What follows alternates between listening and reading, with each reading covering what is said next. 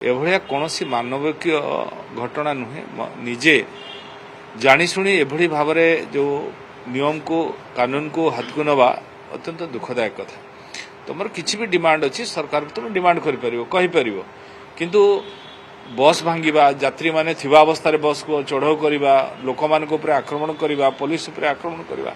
ये मानविकता नुहे कि मनुष्यर कर्तव्य नुहे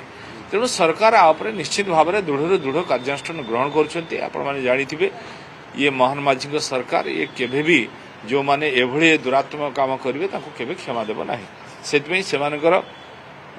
लाइसेंस कैंसल करने सरकार निष्पत्ति नौ दृढ़ कार्यानुष्ठान नापी सरकार निष्पत्ति नहीं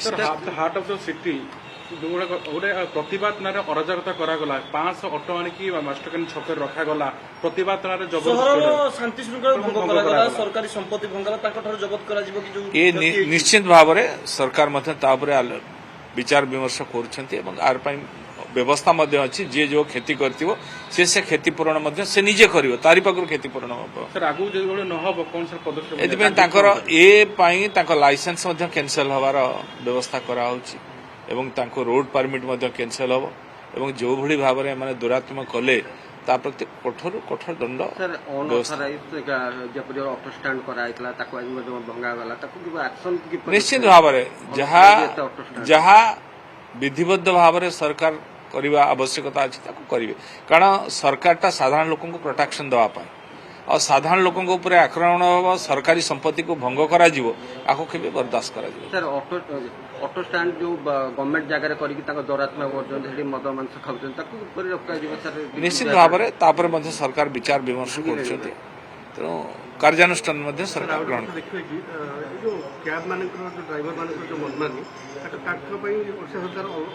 निश्चित भाव में से तो समस्त एमती होती ओडिशा सरकार एवं गोटे आप आनी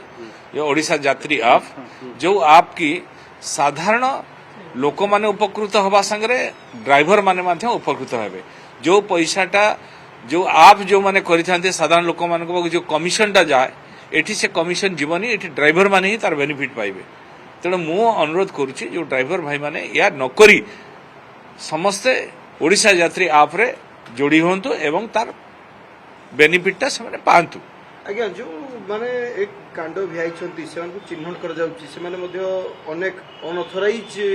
ऑटो स्टैंड को कथा मध्ये को ताकू सरकार भांगिया पई वर्तमान सहरांचल रे गुरुत्व देबे निश्चित भाव में सरकार कार्यानुष्ठान ग्रहण करुछंती आगु को मध्ये दृढ़ कार्यानुष्ठान ग्रहण करिवे।